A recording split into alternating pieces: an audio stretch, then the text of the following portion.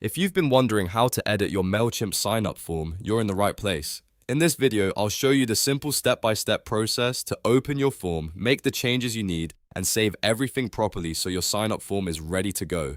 This is a great tutorial if you want to update your form text, adjust fields, or improve the way new subscribers see your sign-up experience. And before we get started, if this video helps you out, go ahead and hit that like button and subscribe for more easy software tutorials just like this.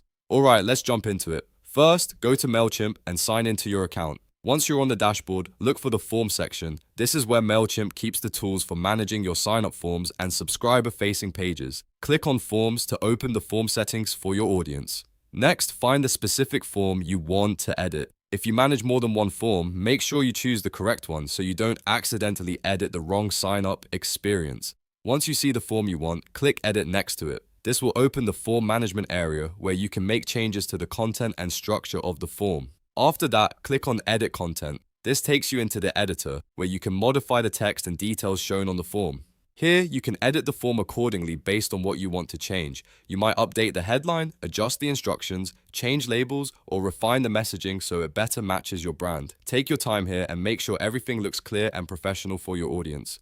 Once you finish making your edits, the final step is to click Save and Review. This is important because it confirms your changes and lets you check that everything looks right before you publish or use the form. Review the updated form carefully to make sure the layout, wording, and fields all appear the way you want them to. And that's it. You've now edited your Mailchimp sign-up form successfully. It's a quick process once you know where to go, and now you can update your form anytime without confusion. If this tutorial was helpful, please give it a thumbs up and subscribe for more step-by-step guides on Mailchimp and other marketing tools. Thanks for watching, and I'll see you in the next one.